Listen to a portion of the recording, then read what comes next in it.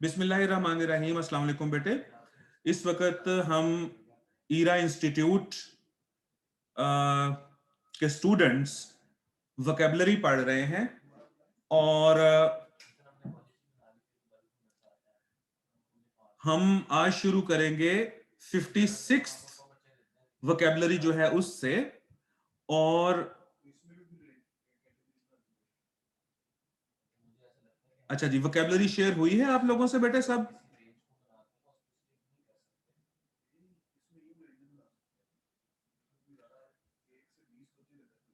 चलें, सबके पास शेयर हो गई है।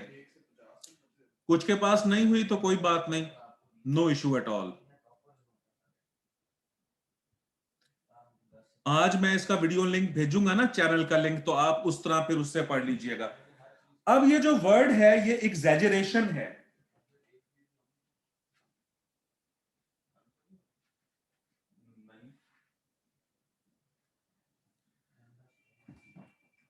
एग्जैजरेशन का मतलब है बात को बढ़ा चढ़ाकर बयान करना। मैं इसके वर्ड के पार्ट्स बना रहा था और इसमें जो याद करने वाली बात है वो ये डबल जी की है, डबल जी ई की। क्योंकि रेशन का लफ्ज हमें फौरन याद हो जाएगा, एग्जै का लफ्ज हमें फौरन याद हो जाएगा। हमें जो इश्यू आएगा वो डबल जी ई में आएगा। बात मेरी याद रखना, जब लफ्ज के स्पेलिंग्स, वर्ड के स्पेलिंग के ऊपर जब हम बात करते हैं तो पूरा लफ्ज मुश्किल नहीं होता। उस वर्ड के अंदर कुछ प्रॉब्लमेटिक एरियाज होते हैं, उस वर्ड पे कुछ प्रॉब्लमेटिक एरियाज ऐसे होते हैं जिनको एग्जामिनर हिट करता है और उनमें हेर फेर करके तो आपको परेशान करता है। अच्छा, सबा जावेद कह रही हैं स्क्रीन पे डबल क्लिक टैप करें। जिंदाबाद, थैंक यू बेटे, थैंक यू वेरी मच। ये एक दूसरे को देखे गाइड भी करते हैं और बीच में आप, और ये बहुत शानदार बात है। जिंदाबाद। तो मैं एग्जैजरेशन की बात कर रहा था। अच्छा, अब एक और बात गुजारिश करूंगे, इसके आखिर में टी आई ओ एन शन आया है और जो लफ्ज टी आई ओ एन पे खत्म होता है वो नाउन होता है, जनरली वो नाउन होता है। अच्छा, अब इसका सेंटेंस देखिए, अब इसका मीनिंग देखिए। आ स्टेटमेंट और description that make something seem larger, better, worse or more important than it it really is. तो जिसको हम उर्दू में कहते हैं मुबालगा करना। एक मिनट में कोशिश करो इस पर लिखने की। उर्दू में हम इसको कहते हैं मुबालगा आराई, बात को बढ़ा चढ़ाकर पेश करना।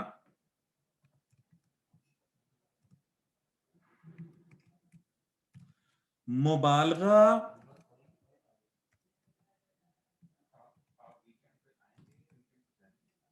आराई,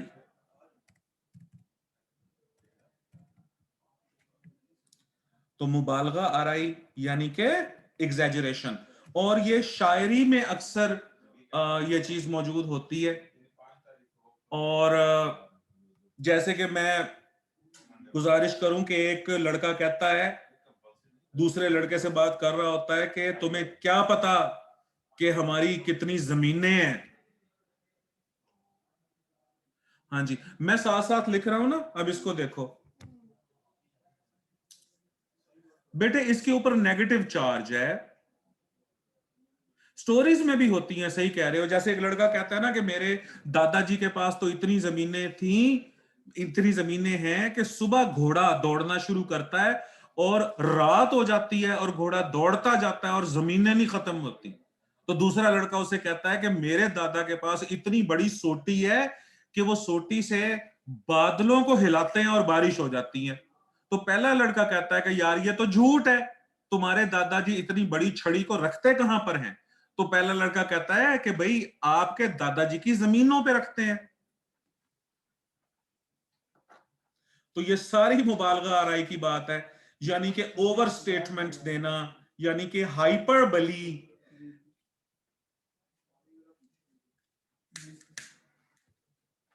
अच्छा, अब फिजिक्स में भी आप लोग हाइपरबोला वगैरह पढ़ते होते हो। तो हाइपरबली का ये तलफ्फुज है और इसका मतलब है मुबालगा करना। अच्छा, एम्बेलिशमेंट, सजाना, सजाना संवारना। अच्छा, उसके बाद एम्ब्रॉयडरी, उसके बाद एम्प्लीफिकेशन, मैग्निफिकेशन, ओवर एम्फसिस, ये भी मैं लिख लेता हूं, ये अहमद हसनैन कह रहे हैं ओवर एम्फसिस, ये भी बिल्कुल सही बात है जी, ओवर एम्फसिस करना। और एंटोनिम इसका देख लें, अंडरस्टेटमेंट, ड्राइनेस, सार्काज्म। अब सार्काज्म का मतलब होता है तनकीद करना, आयरनी का मतलब तजाद है, मायोसिस का भी यही मतलब है। हाँ जी, इनहांस भी इसका हो सकता है बेटे, लेकिन ये जो इन्होंने लिखा है यहां पर, लेकिन जो इन्होंने यहां पर लिखा है ओवर स्टेटमेंट करना, दिस इज ऑल्सो फाइन। और यहां पर जो इन्होंने लिखा है कि मैग्नीफाई करना किसी चीज को, या एम्बेलिशमेंट करके किसी चीज को दिखाना, तो इसको भी हम एग्जैजरेशन की सेंस में लेते होते हैं। ठीक है जी। नहीं, अंडर एस्टिमेट मेरे ख्याल में नहीं आना चाहिए यहां पे। आपने कंसाइज लिखा हुआ है, उसका देखो, कंसाइज का एंटोनिम फिर एनलार्ज्ड होगा ना, ये तो साइज से ताल्लुक है ना बेटा इसका। ठीक है, तो अब आप अगर इसका मीनिंग पे फोकस कर लो तो मीनिंग आपको बताएगा कि अ स्टेटमेंट और description that make something seem larger, कि ऐसी स्टेटमेंट जिससे कोई आपको बढ़ा चढ़ाकर, बेटर बनाकर या बदतर बनाकर पेश करो, यानी हकीकत से आप हट जाओ, and after deviating from the reality you make thing better or you make thing worse. Well, dramatisation भी इसे कहा जा सकता है, ड्रामाटाइजेशन भी इसको कहा जा सकता है, लेकिन बेटे वो ड्रामाटाइजेशन की अगर हम बात करें तो वो एक कंप्लीट मीनिंग है नहीं।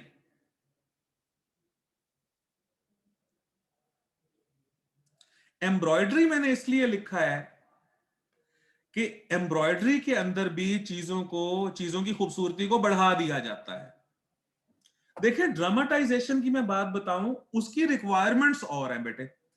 तो एग्जैजरेशन ड्रामाटाइजेशन का एक पार्ट जरूर हो सकता है, लेकिन उसका मीनिंग नहीं हो सकता वो। ठीक है जी। अब उसके बाद देखिए नंबर 57।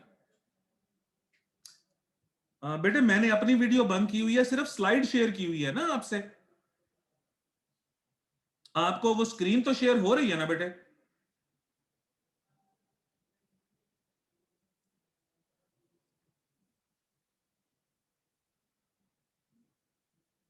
चले, अच्छा जी। मुजाहिद, ये मैं अभी आपसे शेयर कर लूंगा बेटे, डोंट वरी। ये मैं आज लाजमन आपसे शेयर कर लूंगा मेरा बच्चा, डोंट वरी। अच्छा जी, अब 57th वर्ड जो है उसको देखें, ये है इवेल्युएट्स। अब इवेल्युएट्स जो है, इवेल्युएट्स में इवेल्युएशन, आपने नाम सुना होगा इवेल्युएशन का। और इवेल्युएट्स जो है इसका मतलब हो गया किसी चीज को परखना, to form an opinion of the amount, value or quality of something after thinking about it carefully, evaluate करना। अच्छा, अब इवेल्युएशन में और एनालिसिस में फर्क है। अगरचे हम ये एक दूसरे के सिनोनिम बना देते हैं, इवेल्युएशन और एनालिसिस को, लेकिन इसके अंदर डिफरेंस ये है, ये बेटे उधर दे आओ, उन्हें को कि कॉल आ रही है किसी की, रिसीव कर ले। अली को दे आए या अतर साहब को दे आए।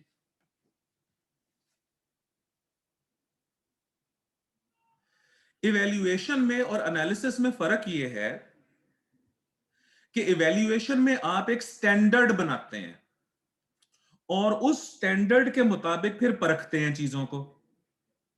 और एनालिसिस में आप क्या करते हैं कि चीजों को डिसइंटीग्रेट कर देते हैं, उसके पार्ट्स के अंदर उसको छोटा छोटा छोटा डेसिमेट कर देते हैं और फिर उसका एनालिसिस करते हैं।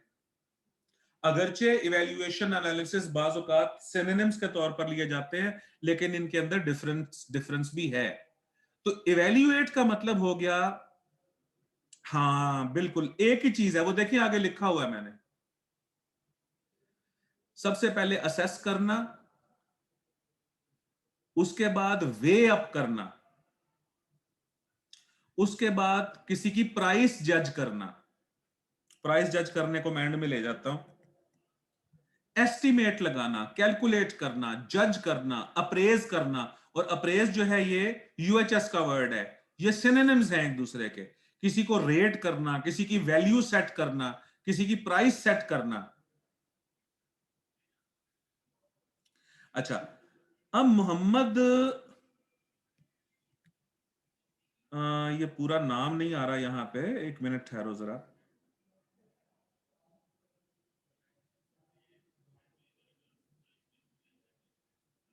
मोहम्मद शहरियार।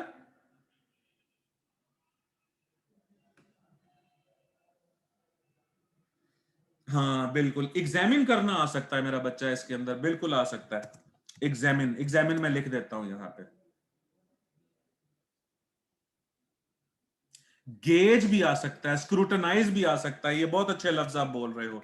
स्क्रूटनाइज भी मैं ऐड कर लेता हूं यहां पे। और GAUGE, गेज भी आ सकता है यहां पर, ये भी ठीक है जी। स्क्रूटनी का मतलब भी परखना होता है। हाँ जी बेटे, अप्रेज जो है यहां पर सिनोनिम है, बिल्कुल। हाँ जी, सेटलमेंट के मानों में भी आता है, लेकिन ये दूर की सेंस है इसकी। अच्छा, उसके बाद we need to evaluate how well the policy is working, ये इसका बन गया सेंटेंस। उसके बाद 58th वर्ड देखें यहां पर, वर्ड है यहां पर फैकल्टी। अच्छा, अब फैकल्टी के मीनिंग्स हम पढ़ते हैं पहले।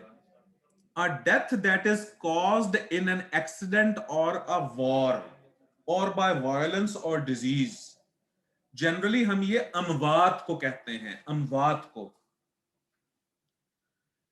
तो फैटल्टी का पहला मतलब हो गया, ओमिट मैं अभी बताता हूं बेटे। इसका पहला मतलब हो गया फैकल्टी का, आ डेथ, यानी कि मौत जो के एक्सीडेंट या वॉर या वायलेंस या जो डिजीज की वजह से हो, तो हम कहते हैं कि जंग में इतनी फैटलिटीज हुई थी। दूसरा, the fact that a particular disease which result in death. Number 3, the belief और feeling that we have no control over fate. तो इसका ताल्लुक फेट से भी है। हाँ जी,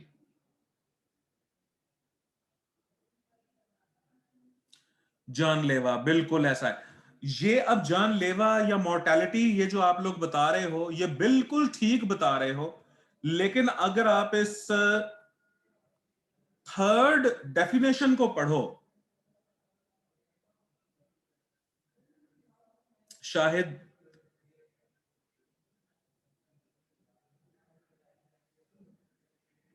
हाँ जी, ये भी बिल्कुल ठीक है। ट्रेजेडी वगैरह भी हो सकता है इसका, खदीजा जैसे कह रही हैं। अच्छा, मेरी गुजारिश ये है आप लोगों से कि जरा आप ये थर्ड डेफिनेशन को तो पढ़ो ना।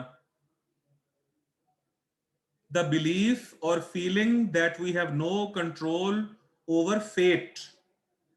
हाँ जी, नागहानी,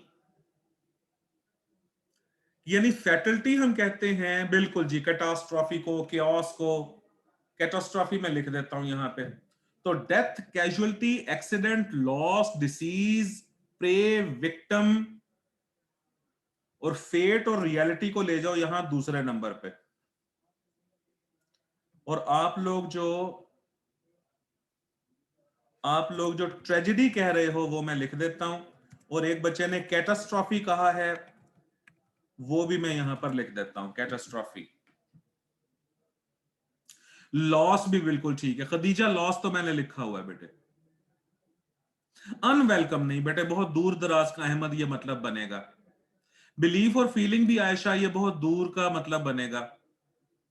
डिजास्टर डिमाइस इसका हो सकता है, बिल्कुल डिमाइस में लिख देता हूं,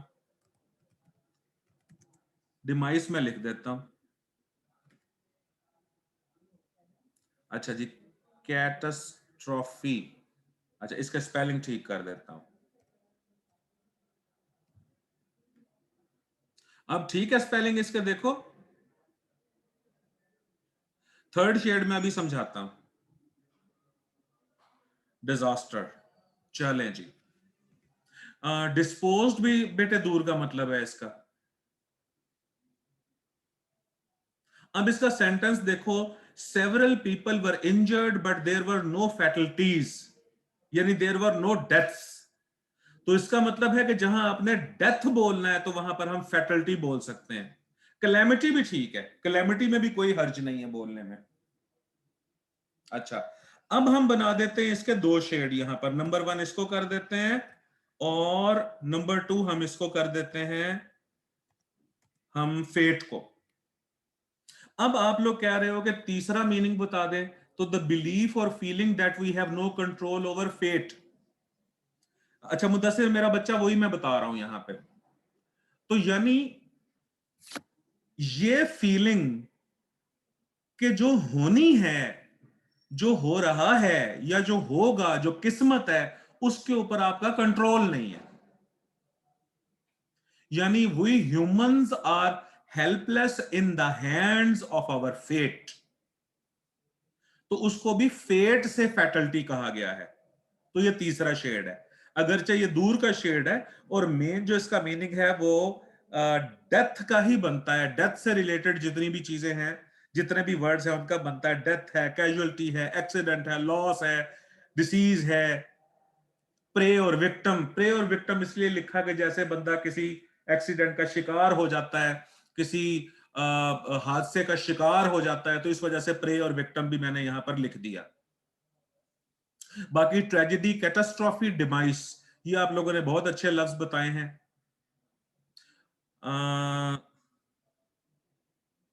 शाहिदा है, शाहिदा, हाँ जी, ऑलमोस्ट सेम है बेटे, ऑलमोस्ट सेम है। यहां अहमद खान,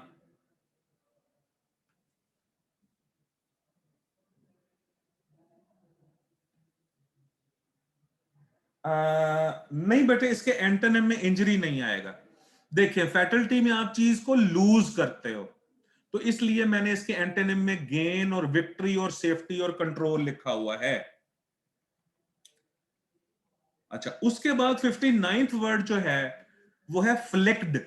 अब इसका मीनिंग, अच्छा सबसे पहले तो इस वर्ड को हम देखते हैं। इसमें वो जो एग्जामिनर है वो सी के अंदर आप लोगों को घुमाएगा। सबसे पहले हम लोग स्पेलिंग पे गौर करते हैं। या तो वो आपको स्पेलिंग देगा FLIC, ये देखो, या तो वो आपको स्पेलिंग देगा FLICED,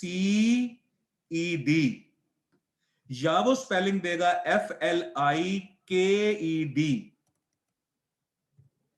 तो ये दोनों गलत है, क्योंकि सी और के यहां पर इकट्ठा है और इसी के अंदर आप लोगों को वो घुमाएगा और आप लोगों को परेशान करने की कोशिश करेगा जो आपका एग्जामिनर होगा।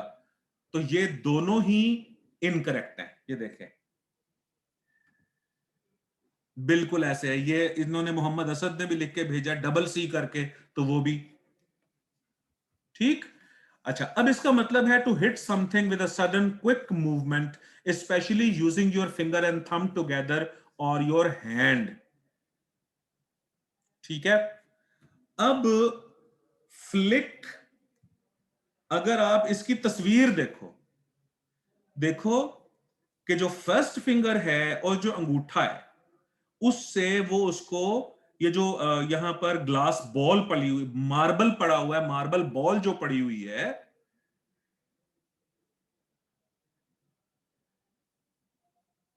नहीं बेटे फिल्म एक्शन से तो इसका ताल्लुक नहीं है। मेरी हम्बल ओपिनियन तो यही है। एक मिनट, मैं जरा इसको अभी आगे चलते हैं ना। सिनोनिम आप लोग बता रहे हो बहुत बहुत अच्छे अच्छे, तो वो मैं ऐड करूंगा जो इंपॉर्टेंट सिनोनिम होंगे। तो पहले, सबसे पहले नंबर पे हमने वो चीज, किस चीज को देखा कि एग्जामिनर हमें वोकेबुलरी में, स्पेलिंग के अंदर क्या मिस्टेक मिस्टेक दे सकता है। सबसे पहले तो हमने ये चीज देखी। अच्छा, उसके बाद अब आते हैं सिनोनिम की तरफ। अच्छा, क्लिक हो सकता है, स्नैप हो सकता है, फ्लिप्ड और जर्क्ड और पुल्ड और टग्ड। टग्ड का मतलब भी खींचना होता है। ट्वीक का मतलब भी यही होता है। यैंक का मतलब भी यकदम पुल करना होता है। और फ्लिप का मतलब भी यही होता है। ठीक है। अच्छा, अब आप लोग अपने अपने ऑप्शन दे रहे हो यहां पर। नहीं, ट्विस्ट यहां पर ना करें। पिंज को मैं देख लेता हूं। पिंज जो है वो भी टकराव को बोलते होते हैं। ब्रेंडिश का मैं देख लेता हूं यहां पे। मतलब जो क्लोजेस्ट सिनोनिम्स हैं वो बेटे यहां पर लिखे हुए हैं ना। ब्रेंडिश में देख लेता हूं। हाँ जी, अब जब खदीजा सडन पुल अप कहते हो ना तो उसका मतलब टग ही होता है। नहीं बेटे, इसका जो है ब्रेंडिश भी नहीं करेंगे हम। पैट का मतलब थपकी देना होता है। अच्छा, टच्ड ठीक है, टच्ड ठीक है।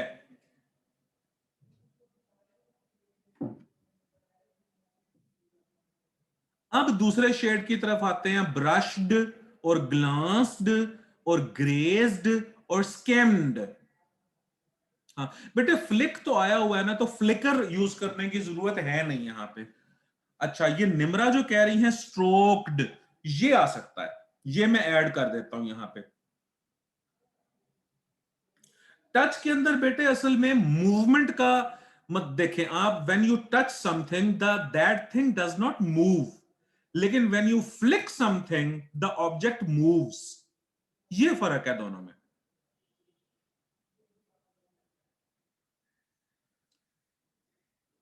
अच्छा, वीव का मतलब भी बुनना होता है। जैब मत कीजिए यहां पे। जैब का या तो कंफर्म कर लो आप। हाँ, ट्रिगर जरूर हो सकता है। ये जो शहीर जफर ने लिखा है ट्रिगर, ये जरूर हो सकता है। लेकिन ट्रिगर का मतलब भी स्टिमुलेट करना या शुरू करना होता है।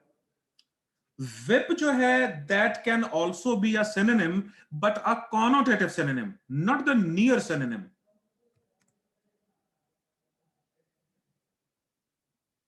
ठीक है।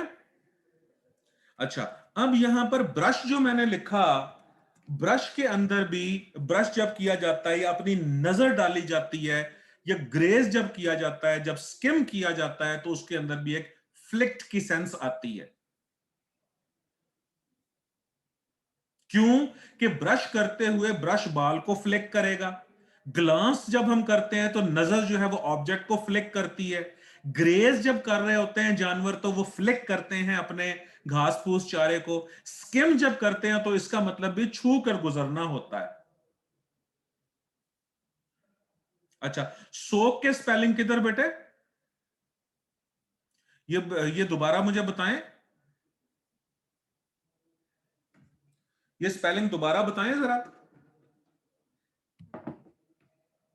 मुजम्मिल, आप क्या कह रहे हो फ्लिक का?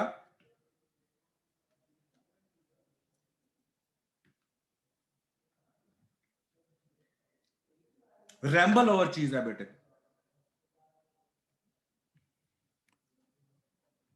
सोक बेटे कॉनोटेटिव मीनिंग हो सकता है। ना स्विंग ना कीजिए। स्विंग एक बिल्कुल डिफरेंट एक्टिविटी है बेटे।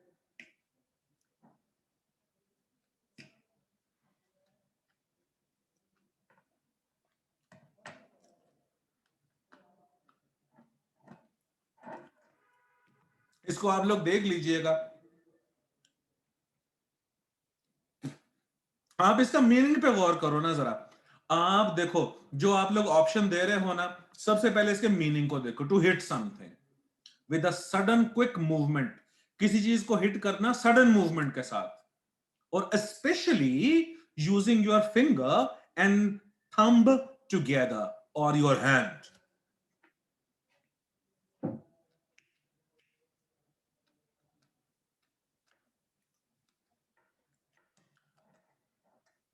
हम्म। हसनैन वैगल के अंदर भी इसको ना, इसका इसकी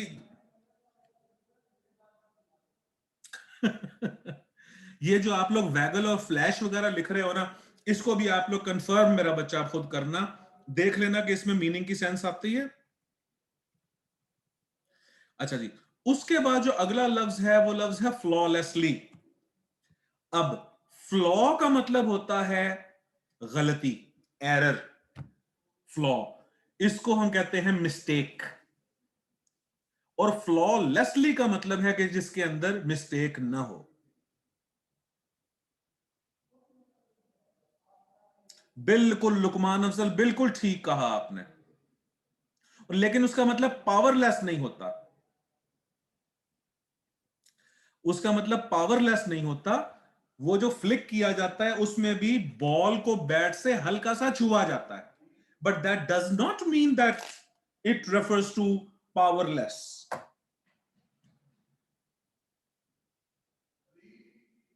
हुजूर आप एक दिन एक दफा पढ़ के देखना ना ग्रामर, अभी मैं पहले नहीं कहता आपको। अच्छा, फ्लॉलेसली, फ्लॉलेसली का मतलब है बगैर किसी गलती से। अब देखो मैंने जो तस्वीर यहां पर लगाई हुई है वो कुरान मजीद की लगाई हुई है कि अल्लाह ताला और उसकी भेजी हुई किताब फ्लॉलेस है, गलती से पाक।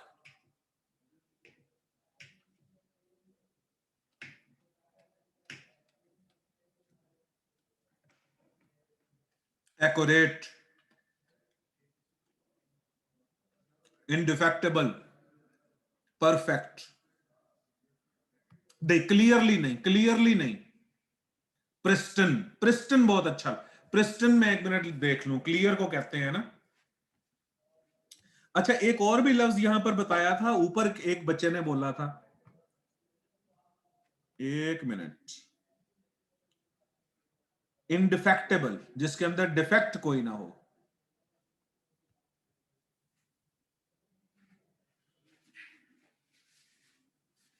एक मिनट, ये भी एक मिनट, एक मिनट, आहिस्ता आहिस्ता बेटा लिखो जरा, आहिस्ता आहिस्ता आप लोग जरा कमेंट्स दो, वो सारे पढ़ने में ना मुझे फिर मुश्किल होती है।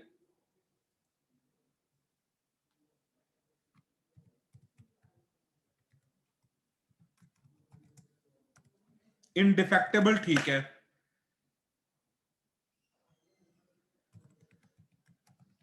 मिस्टेकलेस ठीक है,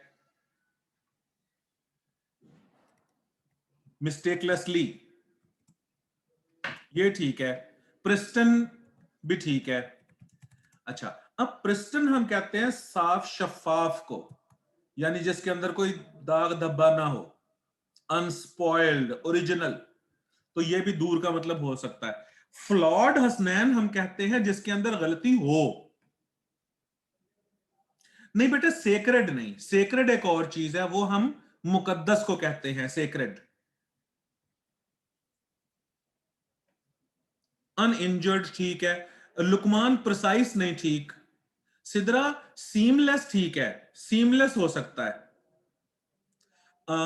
मेटिकुलस नहीं, ऑपरचूनली आयशा नहीं, अनब्लेमिश्ड हो सकता है, ये ठीक लिखा है आपने, परफेक्टली भी हो सकता है, प्योरली भी हो सकता है। अहमद खान, अनडिनाएबल भी कॉनोटेटिव मीनिंग इसका हो सकता है, बिल्कुल ठीक है। अब इसका सेंटेंस हम देखते हैं, अनडाउटेडली भी ठीक है। The sun shines flawlessly on the earth and ensures life. अच्छा जी, उसके बाद अगला जो वर्ड है वो है फ्रिक्शन। फ्रिक्शन का मतलब रगड़ होता है, या फ्रिक्शन का मतलब, अच्छा हुजैफा से नीचे ये जो बच्चा है V2031, आपसे गुजारिश है बेटे वो ओरिजिनल नाम के साथ आया करो ना, फिर मुझे पता चलता रहे कि ये कौन सा बच्चा है। इसको किसी कंटेनर में रखा है, वो है डब्बा ना, अगर उसके अंदर तो डाल दें।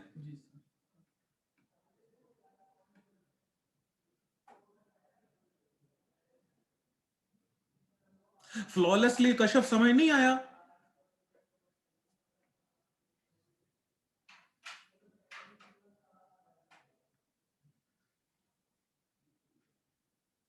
अच्छा चले मैं आपको बताता हूं, देखो जी, मैं कहता हूं कि हम इंसानों में बहुत सारे फ्लॉज हैं। क्या मतलब? बहुत सारी गलतियां हैं। और फिर मैं कहता हूं कि अल्लाह ताला फ्लॉलेस है, यानी उसके अंदर गलतियां नहीं है। तो जिस चीज में गलतियां ना हो, गलतियों से पाक हो, वो फ्लॉलेस होता है।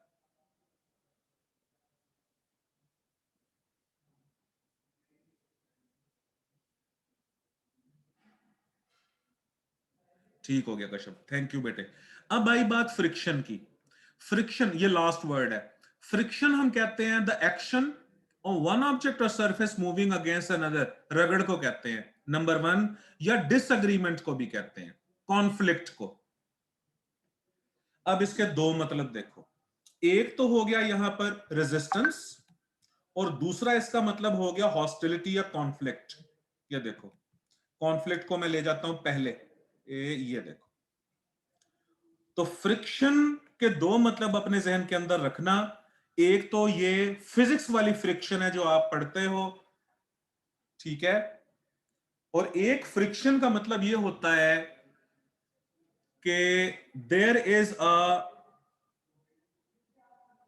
Friction between India and Pakistan over Kashmir. There is a friction between, या मैं यूं कहूं कि the friction between traditionalism and modernism is a truth। हाँ ये बेटे ओपोनेंट ट्रैक्शन, नॉइंग नहीं कीजिए, कन्फ्रंट्रेशन हो सकता है आयशा इसका, डिसेंट भी हो सकता है इसका काशिफ खान, ड्रैग नहीं बेटे, अब्रेड की सेंस हो सकती है, शंजा डिस्प्यूट इसका हो सकता है, ये बिल्कुल ठीक है। अच्छा, इसका ताल्लुक हसनैन अब्बास साउंड, हसनैन अब्बास प्रोटेस्ट इसका हो सकता है, एंटेगोनिस्ट भी हो सकता है इसका, क्लैश भी बिल्कुल हो सकता है, ये बिल्कुल सही बता रहे हो आप लोग, शाबाश। कंट्राडिक्शन भी हो सकता है इसका, वेरिएंस दूर का मतलब है बेटे, ये मत कीजिए, एडहेशन भी दूर का लफ्ज है, डिस्कॉर्ड बिल्कुल ठीक है। आयशा खान, ग्राइंडिंग जो है, ग्राइंडिंग की सेंस भी बनती है इसमें, लेकिन जो क्लोजेस्ट मीनिंग है ना बेटे, वो मैंने यहां पर आपके सामने लिख दिए। स्क्रैप का मतलब, स्क्रैप से भी इसका दूर का एक मतलब बनता है।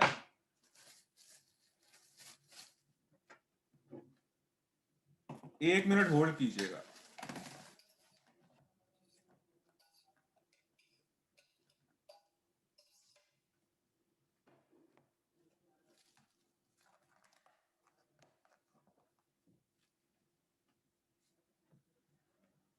स्ट्राइफ बेटा ये बहुत ज्यादा मेटाफोरिकल मीनिंग इसका बनता है स्ट्राइफ। शहीर लफ्ज तो बहुत अच्छा है, लेकिन इसका मेटाफोरिकली हम देख सकते हैं मीनिंग। मुजाहिद हुसैन, हाँ जी, इसके अंदर एक ऑपोजिशन तो आती है, ऑपोजिशन जरूर आती है। अब देख लेते हैं इसके sentence. Friction between moving parts had caused the engine to overheat. जब मूविंग पार्ट्स में फ्रिक्शन थी, तो उसकी वजह क्या हुई कि इंजन जो था वो इंजन ओवरहीट हो गया। Number two, his decision led to considerable friction in his family. उसने जो फैसला लिया तो खानदान में उससे इख्तलाफ पैदा हो गया।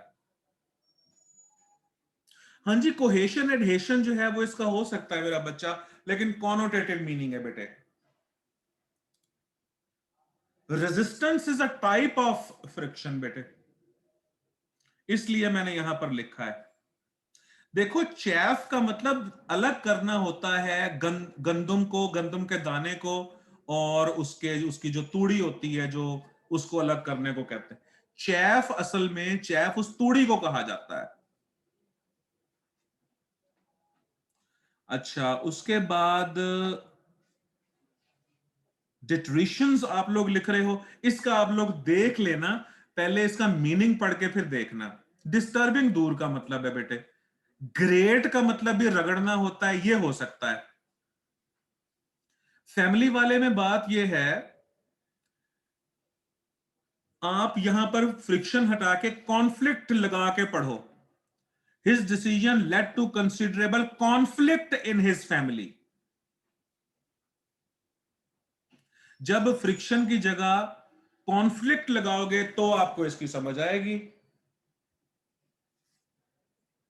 ठीक है मेरा बच्चा? चले, आज के लिए इतना ही। आज हमने एक वर्ड ज्यादा पढ़ा है, और जैसे जैसे हम आगे जाते जाएंगे तो मजीद हम स्पीड अप होते जाएंगे। हाँ जी, एनमिटी आप लोग सही कह रहे हो। अच्छा, वीडियो रिकॉर्ड मैंने कर ली है, और ये आपको शाम को इसका मैं लिंक भेजूंगा भाई। नहीं नहीं, वो मैं खुद दे दूंगा ना आपको। ठीक है, अल्लाह हाफिज।